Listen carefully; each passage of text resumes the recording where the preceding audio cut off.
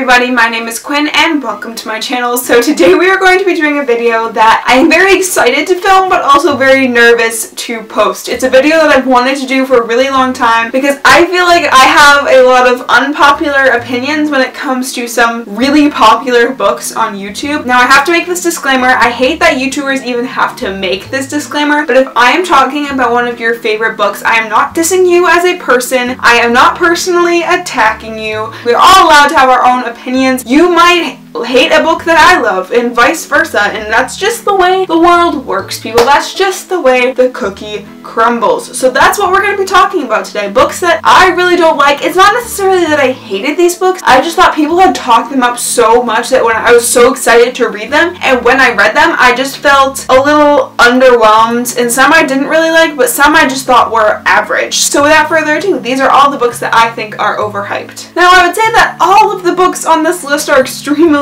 popular on BookTube, and the first one is no exception, and that is Everything by Nicola Yoon. This book I just found to be exceedingly average after everyone raved about it. This book is about this girl. She has a condition where she is allergic to everything. She has to stay in her house 24/7 her whole life, so she's never really gone outside. The only interaction she has is with people who come and take care of her teachers, stuff like that, until this boy moves in next door and they sort of start to text and form this relationship, and she wonders what is she missing by not going outside. I thought this book was just average. I thought the writing wasn't anything special, and a lot of people praise Nicola Yoon on her writing, but the short chapters in this book just really didn't do anything for me, and it just kind of felt simplistic for me. I also just thought the plot was super unoriginal. I thought that honestly it was almost just like Bubble Boy, that movie with Jake Gyllenhaal, but I thought that the movie with Jake Gyllenhaal was much better because it was actually funny and it was actually like entertaining and enjoyable. If you've read this book, you know exactly how it is like Bubble Boy. If you haven't watched Bubble Boy,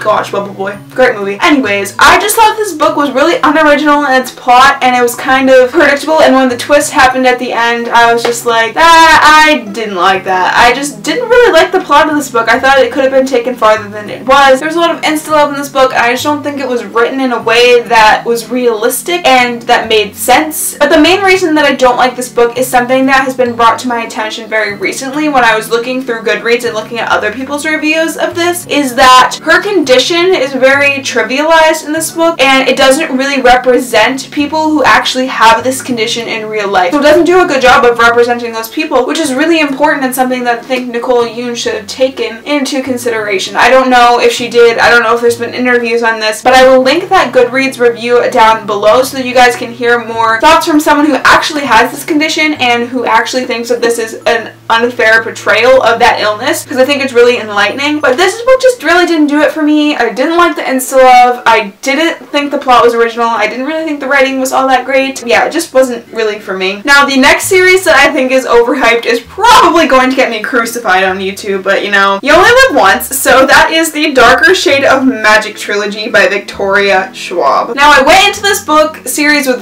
really high expectations because everyone seemed to love it, everyone was raving about it, and everyone was calling it one of their favorite series of all time, so I was expecting some epic fantasy, and it was kind of one of my first introductions to adult fantasy, so I was expecting something really epic, and that just wasn't what I got. I thought that I enjoyed the book, but I didn't love it as much as everyone else did. I really like the magic system in this book, and I really love the world, but I don't connect to these characters as much as everyone else does. I honestly feel no connection to these characters. Thoughts on Tomes said that Lila reminded her of the manic pixie dream girl trope, and I completely agree with that. She kind of just acts with disregard to other people's actions and just kind of just a very stereotypical YA character, and I think that's a problem that I had with this series, is that it was marketed and sold as an adult book, but I think that the writing and also the characters and the characters, just their immaturity in their actions is extremely YA. Not to say anything bad about YA, but I just went in expecting something different than what this is marketed as. I mean, this book is sold in the adult section, but I think that the way it's written and the way the characters act is very much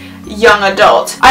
There's a romance in this series that I just thought was really unnecessary, and I thought that Victoria Schwab would try to stray away from romance, but it was just kind of thrown in. Wasn't really a fan of it. I enjoyed this book enough, but the second and third books, the third book, which I haven't even finished by the way, they're just very, very slow and not a lot happens. Whereas this book is very fast-paced. I think that you're kind of misled for the rest of the series because the rest of the series is kind of slower paced and takes a lot longer to get into. So for all those reasons, I just don't think the series should be as hyped as it is because I don't really see what everyone loves about it. I mean, I thought this one was okay, but I just think there are too many flaws for it to be amazing. So if you like this series, good for you. It just wasn't for me. The next book is also very popular on YouTube, but it's a book that I actually unhauled because I don't plan on continuing on in the series, and I was just very uninterested and unwowed by that book, and it's not something I hated, but that is Passenger by Alexander Bracken. Now when this book first came out,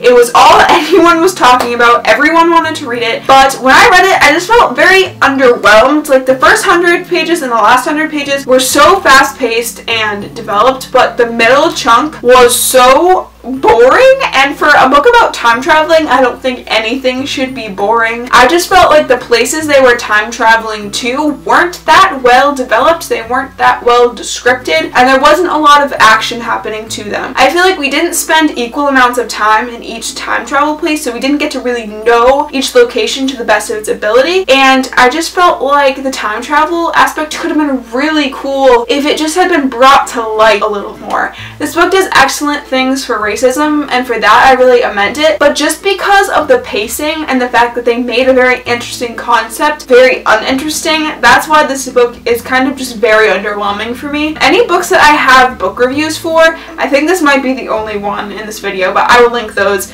down below. The next book is a more recent release, and that would have to be Caraval by Stephanie Garber. I had really high expectations going into this book because everyone was saying that it was so atmospheric that you really felt like you were at the carnival, and it was just a very dark take on the carnival novel, but I was so underwhelmed. This book is basically about this girl. Her sister gets kidnapped by this master of Caraval, and it's her job and everyone else's job, because Caraval is a game, and every year Caraval has an objective, and this year the objective is to find our main character's sister. And so she gets thrown into this game, and the whole concept of the book is what is real, what is not, we don't really know. So I thought that was going to be a really cool concept, but I ended up not liking any of the characters, and I felt that the magic system in particular was so underdeveloped, and I think that by far that was the book's biggest drawback, was the underdeveloped magic system. I think that the book was trying to like justify the underdevelopedness because of the whole, you know, what's real, what's not, you're not really supposed to know, but I just felt like that was kind of a cop-out. I feel like this book could have been so much more developed than it was, and I feel like it was just kind of wishy-washy and things just happened for no reason and they weren't really explained. I also thought that the main character was kind of annoying and made some just stupid decisions. I thought that the love interest was really problematic and their relationship was kind of toxic. And I also thought that the main character's sister, who you're supposed to be rooting for because you know she was kidnapped, was very, very insufferable. She was selfish.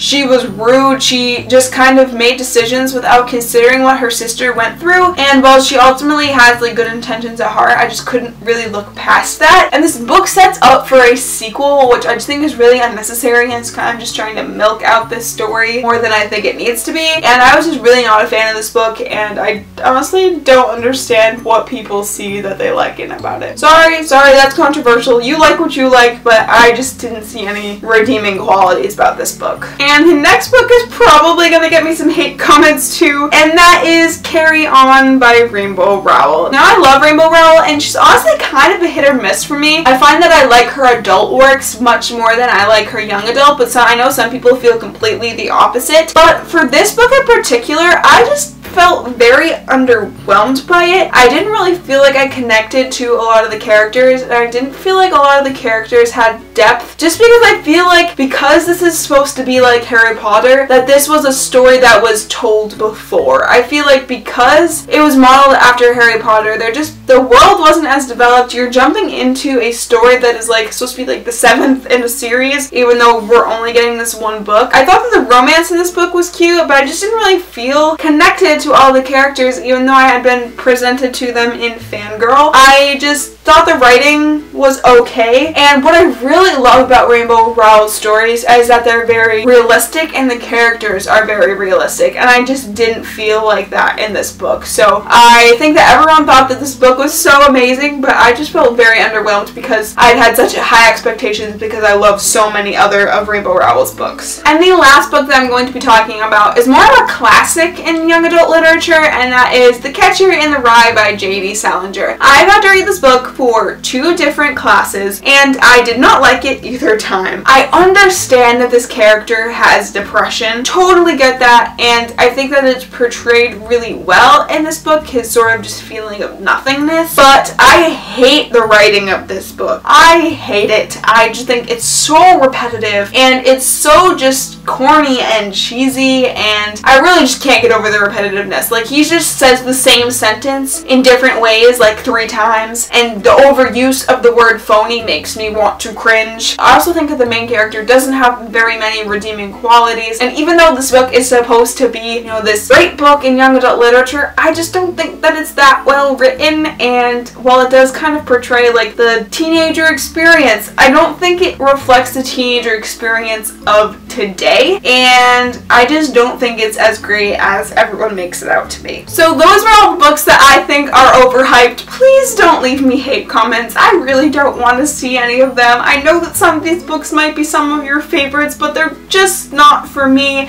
Everyone's allowed to have their own opinion, and if you have made a video like this, comment down below. Maybe I disagree with you, but I would still love to see your video. Thank you guys all so much for watching. Like and subscribe if you enjoyed this video. Thank you guys all so much for watching, and I will see you next time. Bye guys!